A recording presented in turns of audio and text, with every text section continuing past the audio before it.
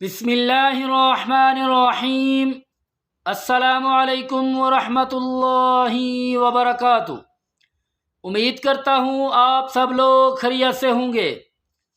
عقیدے کے متعلق اہم باتیں، پارٹ نمبر 4، پانچواں رکن آخرت کے دن پر ایمان لانا۔ آخرت کے دن پر ایمان لانا درج ذیل کو شامل ہے۔ اس کے کچھ نمبر ہیں۔ نمبر 1، قیامت کے عذاب اور نعمت پر ایمان، قبر کی نعمت اور اس کے عذاب، نیز اس کی آزمائش پر ایمان، اور یہ بھی ایمان لانا کہ میت سے اس کی قبر میں اس کے رب، نبی اور اس کے دین کے بارے میں سوال کیا جائے گا۔ مومن کو اللہ تعالی درست قول پر ثابت قدم رکھے گا اور کہے گا میرا رب اللہ ہے اور میرا نبی حضرت محمد صلی اللہ علیہ وسلم ہے اور میرا دین اسلام ہے۔ لیکن منافق اور کافر کہے گا ہائے افسوس، میں نہیں جانتا۔ چنانچہ اللہ اور اس کو قبر میں عذاب دے گا، جیسا کہ حدیث میں وارد ہوا ہے۔ آپ صلی اللہ علیہ وسلم نے فرمایا ہے، قیامت کے دن پر ایمان، قیامت کے دن اٹھایا جانا اس طرح سے ہوگا کہ اللہ تعالیٰ اسرافیل علیہ السلام کو سور پھونکنے کا حکم دے گا تو لوگ اپنی قبروں سے کھڑے ہو جائیں گے۔ بدلہ اور حساب کے لیے اللہ تعالیٰ کا فرمان ہے، یوم یبعثہم اللہ جمیعا، جس دن اللہ ان سب کو اٹھائے گا۔ نمبر 3، نامہ اعمال، اچھے اور برے نامہ اعمال لوگوں میں کچھ لوگوں کا نامہ اعمال ان کے دائنا ہاتھ میں دیا جائے گا اور وہی جنتی ہوں گے، اور کچھ لوگوں کو بایاں ہاتھ میں دیا جائے گا اور وہی جہنمی ہوں گے، اور کچھ لوگوں کو بایاں ہاتھ میں نامہ اعمال دیا جائے گا، وہی جہنمی ہوں گے۔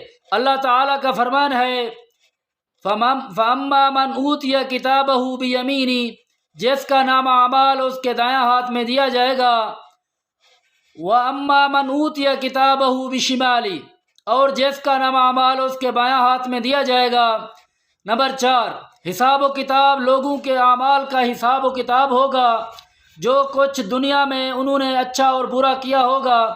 اللہ تعالیٰ کا فرمان ہے، فَسَوْفَ يُحَاسَبُ حِسَابًا يَسِيرًا، اس کا حساب تو بڑی آسانی سے لیا جائے گا۔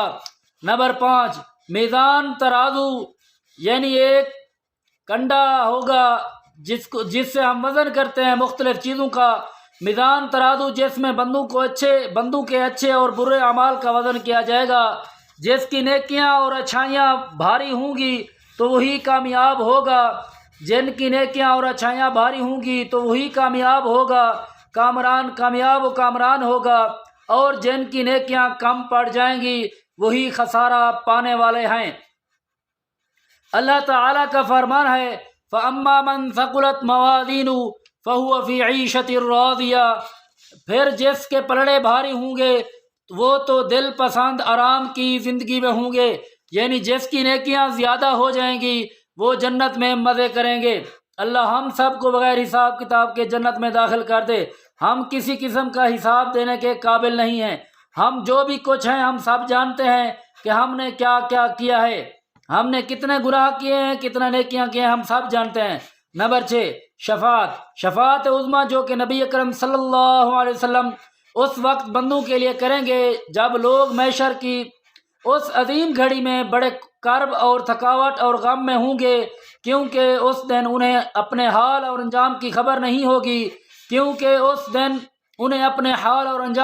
نہیں ہوگی۔ پھر اللہ تعالیٰ اپنے رسول اکرم صلی اللہ علیہ وسلم کو شفاعت کی اجازت دیں گے۔ اللہ ہم سب کو حضرت محمد صلی اللہ علیہ وسلم کی شفاعت نصیب فرمائے۔ چنانچہ آپ تمام مخلوق کی سفارش کریں گے تاکہ اللہ ان کے درمیان جلد فیصلہ کر دے۔ اللہ آپ کی سفارش قبول کر لے گا۔ چنانچہ اہل جنت جنت میں اور جہنمی جہنم میں چلے جائیں گے۔ نمبر 7، حوض کوثر، یہ وہ پانی ہوگا جو دودھ سے سفید اور شہد سے میٹھا ہوگا۔ حوض کوثر یہ حوض رسول اکرم صلی اللہ علیہ وسلم کا ہے، جس کا پانی دودھ سے سفید اور شہد سے میٹھا ہوگا۔ اس کا پانی پینے والا پھر کبھی پیاسا نہ ہوگا۔ نمبر 8، پل صراط، یہ ایک ایسا پل ہے جو جہنم پر لگایا جائے گا، لوگ اس پر اپنے اعمال کے بقدر تیزی سے دوڑیں گے، ان میں سے بعض پار کر جائیں گے، وہ جنت کی طرف بڑھ جائیں گے، اور ان میں سے کچھ لوگ جہنم میں گر جائیں گے۔ اس سے ہم اللہ کی پناہ چاہتے ہیں۔ اللہ ہم سب کو پل صراط سے محفوظ فرمائے، بس ڈائریکٹ جنت میں داخل کر دے۔ ہم سب کو چاہیے کہ ہم اللہ تعالیٰ سے اپنے گناہوں کی ہر وقت معافی مانگتے رہیں، وہ غفور رحیم ہے، وہ معاف کر دے گا۔ لیکن ہمیں یہ بھی چاہیے کہ ہم گناہوں سے بچتے رہیں، یہ نہیں ہے کہ گناہ کرتے جائیں اور ادھر توبہ کرتے چلے جائیں۔ اللہ ہم سب کو گناہوں سے محفوظ رکھے۔ نمبر 9، جنت جو نعمتوں کا گھر ہے، اس سے اللہ تعالیٰ نے مومنوں کے لیے تیار کر رکھا ہے۔ نمبر 10، جہنم وہ عذاب کا گھر ہے جس کو اللہ تعالیٰ نے نافرمانوں اور کافروں کے لیے تیار کر رکھا ہے۔ چھٹا رکن اچھی اور بری تقدیر پر ایمان لانا۔ اچھی اور بری تقدیر پر ایمان لانے کا مطلب ہے کہ اللہ تعالیٰ نے تمام کائنات کو اچھی اور بری تقدیر کو لکھ دیا ہے، اس لیے جس شخص کے معاملے میں آسانی ہو تو جان لو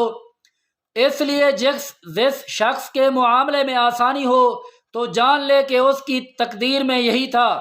اب اسے اللہ کا شکر ادا کرنا چاہیے۔ اگر اس کے ساتھ برائی کا معاملہ ہو تو جان لے کہ یہ اس کے مقدر میں تھا، لہذا اسے چاہیے کہ اللہ کا شکر ادا کرے اور اس پر صبر کرے۔ تقدیر پر ایمان لانے کے ثمرات میں سے ہے کہ اس کا نفس اس وقت مطمئن رہے گا جب اس کو یقین رہے گا کہ جو کچھ اس کو حاصل ہوا وہ اللہ کی طرف سے ہے۔ اس طرح اسے اللہ تعالیٰ پر ایمان اور اعتماد حاصل رہے گا، اس لیے کہ وہی ہے جس نے اس کے لیے یہ سب مقدر کیا ہے۔ اور تقدیر پر ایمان ناپسندیدہ چیز ملنے کے وقت پریشانی اور قلق کے دور بھگانے میں معاون ثابت ہوگا۔ نمبر 4، کلمہ لا الہ الا اللہ۔ لا الہ الا اللہ کا معنی ہے، کلمہ لا الہ الا اللہ کا معنی ہے کہ کوئی معبود برحق نہیں سوائے اللہ کے۔ کلمہ لا الہ الا اللہ کے 2 رکن ہیں۔ اول نفی، یہ تمام معبودان باطلہ کی بندگی کا انکار ہے، یہی لا الہ الا اللہ کا مفہوم ہے۔ لا الہ الا اللہ یعنی ہم ہر اس چیز سے انکار کریں جو اللہ کے ساتھ لوگ شریک کرتے ہیں، جیسے مختلف لوگوں کے مختلف خدا ہوتے ہیں۔ لا الہ الا اللہ محمد الرسول اللہ، نہیں کوئی عبادت کے لائق حضرت محمد صلی اللہ علیہ وسلم اللہ کے رسول ہیں، اللہ کے سوا کسی کی عبادت نہیں کرنی چاہیے، اور حضرت محمد صلی اللہ علیہ وسلم اللہ کے رسول ہیں۔ اور ہم سب کو چاہیے کہ ہم حضرت محمد صلی اللہ علیہ وسلم کی سنتوں پر اور ان کی جو زندگی گزری ہے وہ ہمیں صحابہ نے بتایا ہے، حضرت محمد صلی اللہ علیہ وسلم کے اخلاق کیسے تھے، حضرت محمد صلی اللہ علیہ وسلم چلتے کیسے تھے، ان کی پوری زندگی ہمیں صحابہ نے بتائی ہے۔ جو صحابہ کرام پر تبرہ کرتے ہیں اللہ ان کو ہدایت دے، اور جو ہدایت کے قابل نہیں ہیں اللہ انہیں تباہ و برباد کر دے۔ دوم اسبات یہ ثابت کرنا کہ لا الہ الا اللہ، دوم اسبات یہ ثابت کرنا کہ اللہ وحدہ لا شریک، لا کے علاوہ کوئی معبود حقیقی نہیں، یہی مفہوم ہے الا اللہ کا، نہیں کوئی معبود حقیقی سوائے اللہ کے۔ اور شہادت انا محمد رسول اللہ کا معنی یہی نبی اکرم صلی اللہ علیہ وسلم کے ہر حکم کی اطاعت کرنا اور ہر خبر کی تصدیق کرنا، ہر اس چیز سے بچنا جس سے منع کیا اور روکا ہو، یعنی حضرت محمد صلی اللہ علیہ وسلم نے ہمیں جس چیز سے روکا ہے ہمیں چاہیے کہ ہم اس سے رک جائیں، اور جس چیز کو پھیلانے کا، جس چیز پر عمل کرنے کا حکم دیا ہے ہم ان پر عمل کریں۔ اس چیز سے ہمیں زندگی میں دنیا میں بھی فائدہ ہوگا اور آخرت میں بھی فائدہ ہوگا۔ حضرت آدم علیہ السلام سے لے کر حضرت محمد صلی اللہ علیہ وسلم سے تک جتنے بھی پیغمبر آئے، جتنے بھی اللہ کے رسول آئے، جتنے بھی اللہ کے بندے آئے، انہوں نے اپنی جو امت تھی اس کو یہی پیغام دیا کہ اللہ کے سوا کوئی عبادت کے لائق نہیں۔ لہذا جس بندے نے اپنے وقت کے پیغمبر کی بات کو مان لیا وہ کامیاب ہو گیا، اور جس نے انکار کیا وہ ناکام ہو گیا ہمیشہ ہمیشہ کے لیے۔ میرے دوستوں اور میرے بھائیوں، ویڈیو بہت لمبی ہو گئی ہے، آپ پھر پوری ویڈیو دیکھتے بھی نہیں ہیں۔ اللہ آپ سب کو حق اور سچ دین پر عمل کرنے کی توفیق عطا فرمائے۔ آپ دیکھ رہے تھے میرا YouTube channel Islamic videos by Muhammad Asad, subscribe کریں، اور اسی نام پر میرا فیس بک پیج بھی ہے اسلامک ویڈیوز بائی محمد اسد، اسے فالو کریں۔ لیکن ابھی فیس بک والوں نے تقریباً اسے بند کر دیا ہے، پتہ نہیں کب چالو ہوتا ہے، انشاءاللہ جب ہوگا تو ہم انشاءاللہ ویڈیو بھی اپلوڈ کریں گے۔ اللہ آپ سب کو خوش رکھے، میری ویڈیو دیکھنے کا بہت شکریہ، اللہ حافظ۔